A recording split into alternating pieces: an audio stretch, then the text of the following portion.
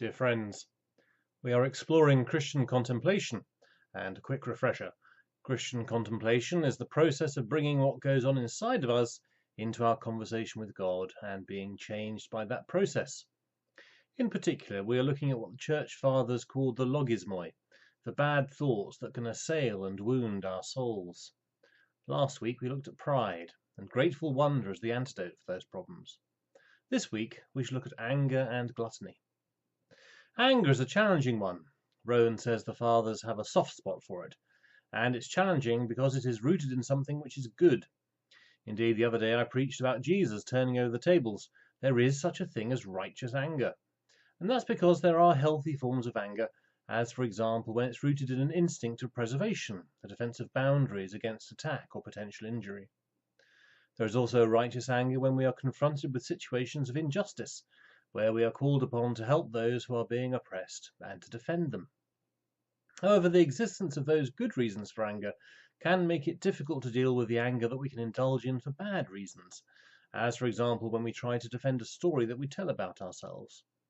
Most especially there is an anger that is born from pride, and that can take surprising forms. We're familiar with the anger of someone who's fighting to protect their ego. The examples are too familiar to count. But there can also be an anger that is performative, as with process marches that might be joined in for reasons that are less than honourable. Look at how virtuous I am. The real mortal sin that needs to be distinguished from anger is wrath.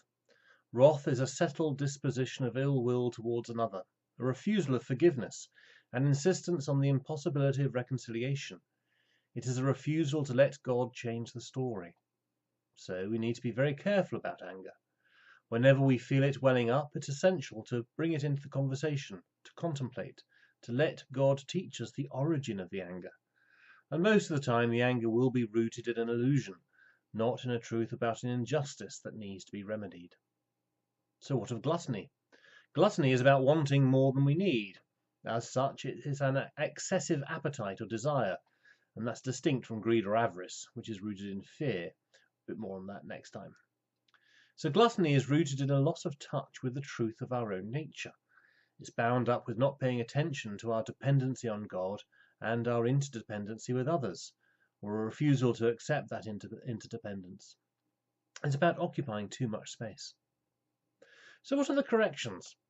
Rowan links them to the Beatitudes, here with the verses, "Blessed are the meek, and blessed are those who hunger for righteousness." Meekness is often misunderstood. Meekness is not about choosing to be a doormat. Rather, meekness is about the avoidance of worry, of fretting. It's not shrinking away from occupying our space, but allowing God to take charge of all that's beyond our own control. It's rooted in a fundamental acceptance of our own nature and being what we're made to be, no more and no less. Which of course is linked to the greatest virtue of all, which is humility, which is about understanding the truth of who we are and our utter dependence upon God and upon each other. To be humble and meek is not to seek more than we need, nor to be less than what we are, and this is linked to justice, for if one takes more than is needed, others often have less. Blessed are those who hunger and seek for justice. Remember that Rowan often talks about two basic passions in our souls, that we have to contend with these before we can find peace. And Rowan says this: these passions of anger and gluttony can be thought of as summing up the two basic energies we live with and the two basic kinds of distortion we're vulnerable to. The urge to push away defensively and the urge to consume and absorb.